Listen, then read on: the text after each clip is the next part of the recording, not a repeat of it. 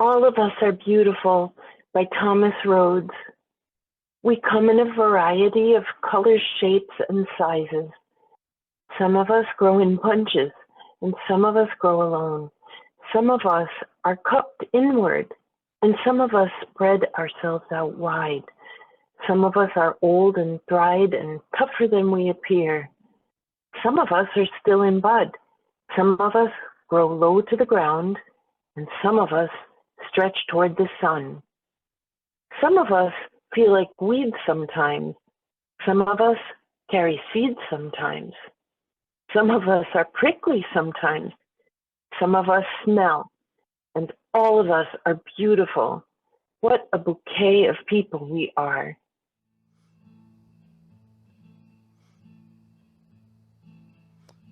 We're grateful for the flowers that bloom.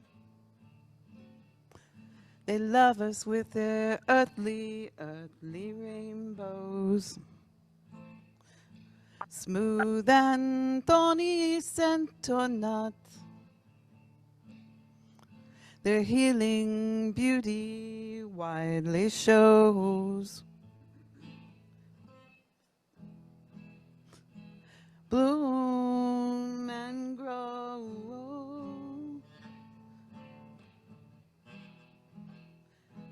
reach and know our rebirth.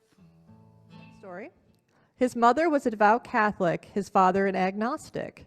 He became an acolyte at age 10, and in 1890 at St. Martin's Catholic Church. In the years that followed, he became disillusioned and thought his priest was a cynic. At 18, he apprenticed to his uncle, a successful tailor in Vienna, and he discovered the Baptists and became a minister. And he founded a dozen churches from Ukraine to Budapest. Yet slowly his faith became more and more liberal. He left Bohemia under government threat and accepted a call to serve a Baptist church in New York City, until one day in 1990, he wrote in his diary, "I cannot be a Baptist anymore, even in compromise. The fire of new desire and new worlds is burning inside me." So Norbert and his wife, Maya Čapek, joined a Unitarian church in New Jersey in 1921. They joined it because their children liked their religious education program. When World War I ended, his home country now independent, he and Maya returned home to Czechoslovakia. His Unitarian church was the Prague Liberal Religious Fellowship, and in just 20 years, his church had 3,200 members. Wow. This traditional Christian communion service of bread and wine didn't meet the needs of that congregation because his church, like so many of ours, have people who believe different things. So Čapek turned to the beauty of the countryside and the beauty of flowers. In 1923, he developed the flower ceremony. He asked his congregants to bring a flower to church from their gardens, the fields, the roadside, anywhere. He invited each person to place the flower in a vase. This was the church community, no less unique for being united. And following the service, each person could take a flower, a different one than they had brought. Čapek was a visionary minister with a church ahead of his time, a bold church, a church thinking beyond its doors, beyond what it thought possible. It was a church that was willing to take risks, to make tough decisions, and to bear disappointment and build a new way. By first building a church, that the church could build up the world. This is our church. This is Čapek's church. For this, the Gestapo arrested him in 1942. The Nazis accused Čapek of listening to foreign broadcasts and sent him to Dachau. Even in starvation and torture, he held a flower ceremony with his fellow prisoners, finding whatever flowers they could among the weeds of the camp. They testified to a beauty larger than themselves and a love that would outlive them. The Nazis killed Norbert Čapek, but in his spirit and commitment to live on today, those qualities have passed now to us to make them real. His wife, Maya, brought the flower ceremony to the Unitarian Church in Cambridge, Massachusetts in 1940. So what we are about to do now is not a historical reenactment of something over and done, but an affirmation of our continuity with generations of struggle for an ever-widening liberty. The flower ceremony, lovely though it is, isn't a diversion from ugly reality, but a gentle fierceness which proclaims in the midst of sinister days, there is always the light of beauty. We are not here to recall something that happened, but to remember something that is happening. To remember, to pull it back together again, and in that remembering, may we put ourselves back together again, each a part of the body of this community, out of many, one. So today we celebrate this ritual of solemnity and joy, and as Chopik asks his people to bring a flower to celebrate beauty, so shall we. Oh, give us pleasure in the flowers today, and give us not to think so far away, as the uncertain harvest keeps us here, all simply in the springing of the year. It is now my pleasure to welcome Reverend Paul Johnson, who will share with us some reflections on the flower communion. You know, Beth's story for all ages told the story of the flower communion very well.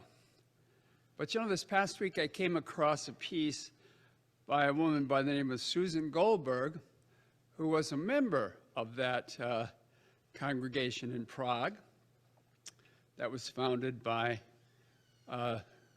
Norbert Chapik and his wife Maya.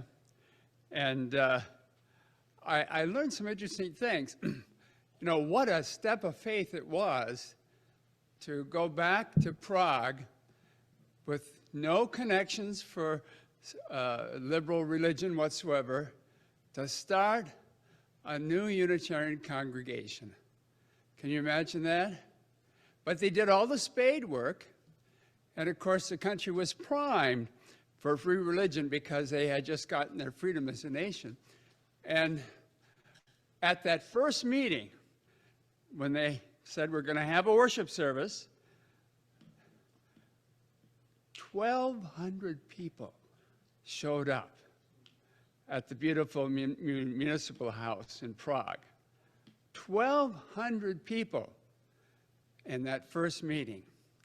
And it grew and grew so that he would speak on Sundays at the municipal house. And then Tuesday evenings, he would go to the St. Nicholas Church in the Old Town Square, and there'd be 700 people there. So what an auspicious start for what became eventually the largest Unitarian congregation in the world.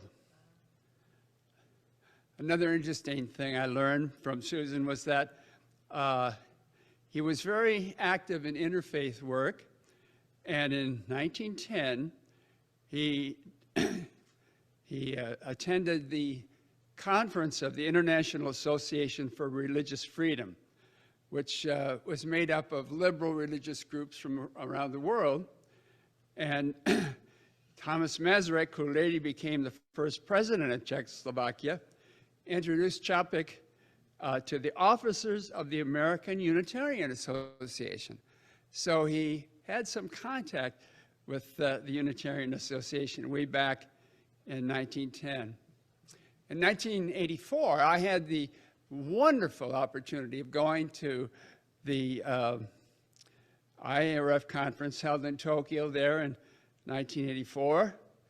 And one of the things that we did in Chapik's memory was to have the flower communion. So we had representatives from almost 60 different religions across the world who everyone asked to bring a flower, and that was shared there in a flower communion. But, you know, what I appreciate so much about the symbolism of the flower communion is that it reflects the beautiful diversity of our congregations. You know, over the years, I've served several congregations, and I've known mystics and rationalists, devotees of various of the world's religions. I've met neo-pagans. I've met people of so many different religious stripes. Now, isn't it amazing that people with all these backgrounds and still some association commitment? I had several people from the Hindu tradition who still went to temple from time to time, but regularly were members of our church, and also from a Buddhist tradition, and also from a Jewish tradition. and various Christian denominations. But that somehow we're able, because we have a core doctrine of principles, that people from many different traditions and ways of looking at things can find community together. And the beauty of the flowers here this morning, with their diversity, reminds me of that. And, you know, right now, our denomination is involved in a very, at times, heated debate about the revision of our UUA bylaws, Article 2 discussions, and a new statement of purpose has been drafted as to what we're all about. I don't like it.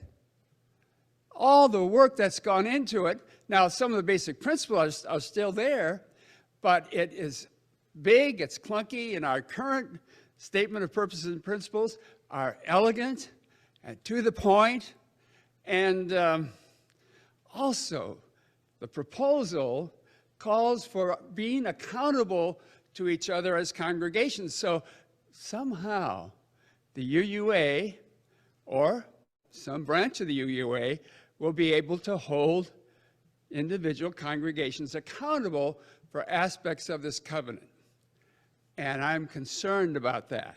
That's a departure from our tradition of congregational polity.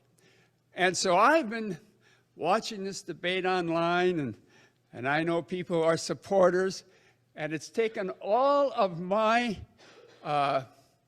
flower communion savvy to realize they're coming with a different set of ideas. Mine go back a little further. We passed them almost 40 years ago, and it's a challenge for me to see their flower next to mine. And I'm going to go to General Assembly this year, in a few weeks. Actually, I'm not going to go. It's all virtual this year. And listen to the arguments pro and con, and hope that it doesn't pass without significant changes and amendments. But it's a challenge. It's not always easy to be a flower among many other flowers. And we have to keep civility, we have to keep openness. And if the choice is made, I'm a UU at heart, and I'll continue even if they change the principles.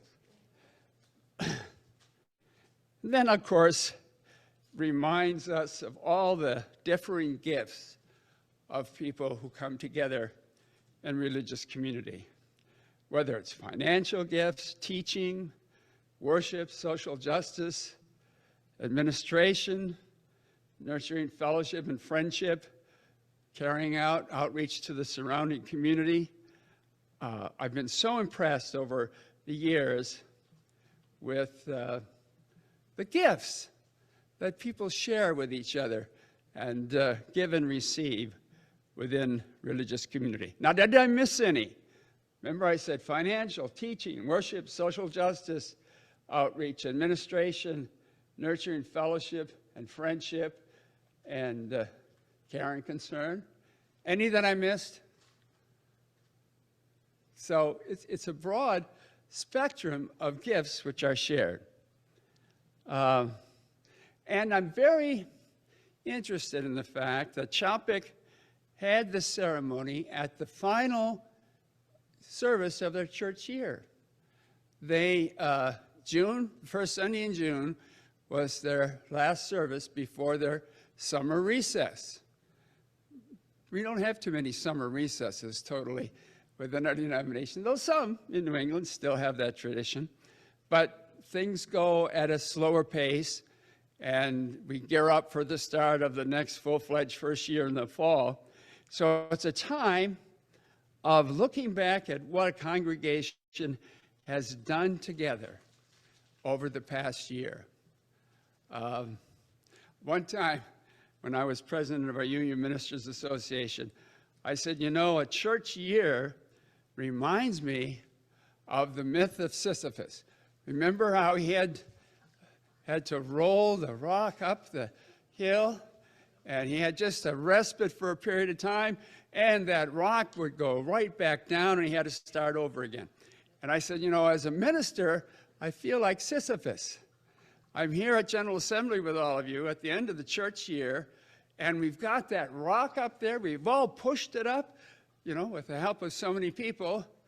And now, after General Assembly, when we all go home, that rock is going to come all the way down.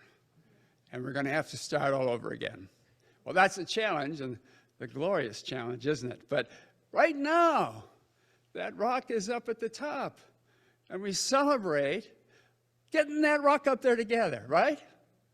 Particularly this year, at all the work that's been done on this building, which I'm not going to say was falling down around us, but was heading that direction, right? Had some issues. A good deal of financial support and administrative support, and James kind of headed this up so well, and we can celebrate what we have accomplished together. And then, after coming out of the pandemic, to have a service every Sunday. Every Sunday. Thanks so much to Beth's genius and work with us. So we celebrate what we have accomplished together. And I like that aspect of the flower communion. And then finally, I rejoice in the fact that this ceremony encourages us to bloom individually, to manifest and share our natural inherent gifts. You know, the favorite preacher I have of all time died a couple years back now, but his name was Fred Craddock. And he was a Disciples of Christ minister and also a seminary professor in preaching. And I've heard him in person over the years many times. But the one sermon that stands out was about our natural gifts and how religious community helps us develop them. And he tells about a time when he and his wife were going through the Smokies, you know, in Tennessee, and they stopped for dinner at one of those places with the wonderful panoramic view, and they had ordered their food and were waiting for the dinner to be served. And an elderly gentleman came up to them, and they didn't particularly want to engage in conversation. They just wanted to enjoy the view. The fellow came up and he said, "Where are you from?" They said, "Well, we're from Oklahoma." "What do you do?" "Well," he said, "I'm a minister and a professor, seminary professor." "Ah," he said, "let me tell you about a minister who made every difference in my life." And he pulled up a chair and sat down. He said, "I was born out in these hills, never knew who my father was, and I was a pariah in the community. The kids at school would, you know, tease me. 'We know who your father is. We know who your father is.'" He didn't feel comfortable at school.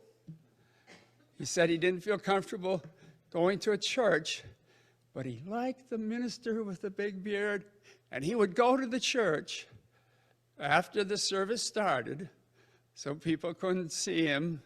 He would sneak up into the balcony because he liked to hear this preacher deliver his sermon.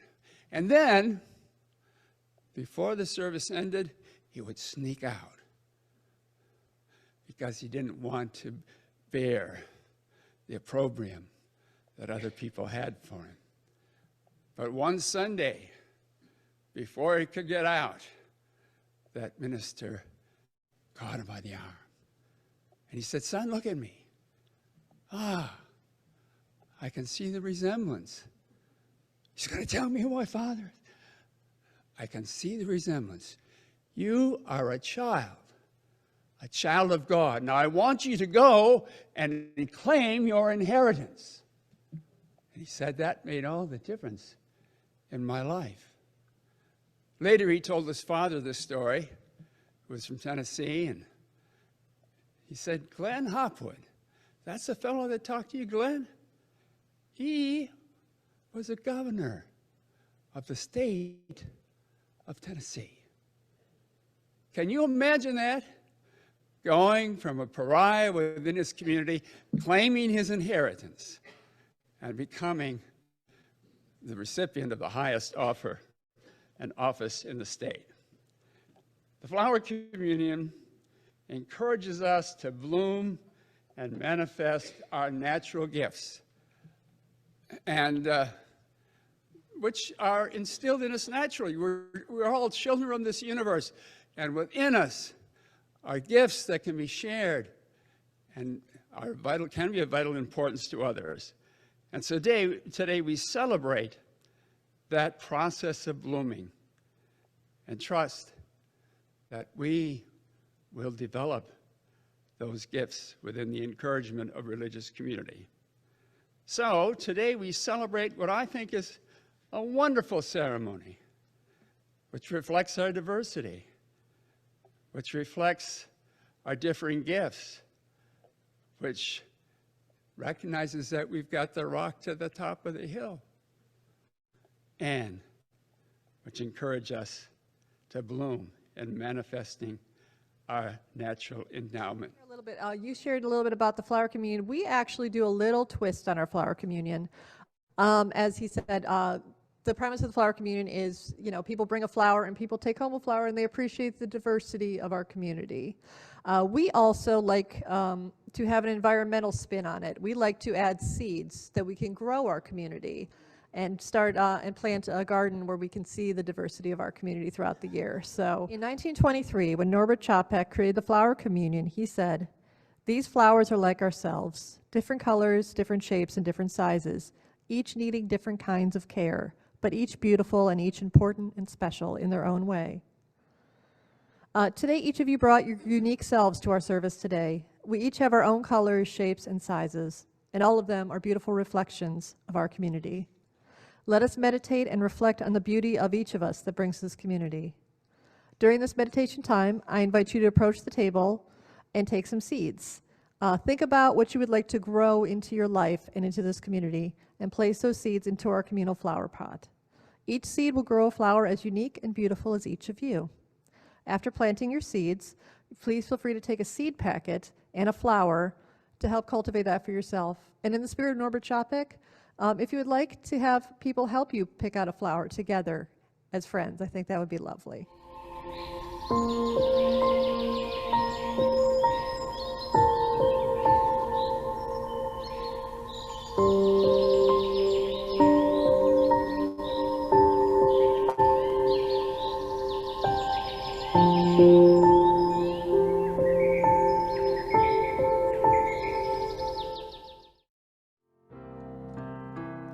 Spring has now unwrapped the flowers. Day is fast surviving.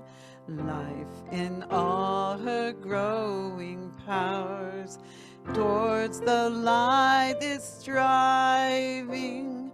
Gone the iron touch of cold, winter time and frost time. Seedlings working through the mold now make up for lost time. Within our hands, we hold the resurrection of the world. Transient and imperfect, these blossoms are still gifts of infinite value, like ourselves. Too often we seek permanence and perfection, resisting change, blind to our shortcomings. We've become caught up in the petty issues and routine activities of our daily lives. But may these flowers serve as a reminder as they allow themselves to open to the heavens. For despite their imperfections, they still have integrity.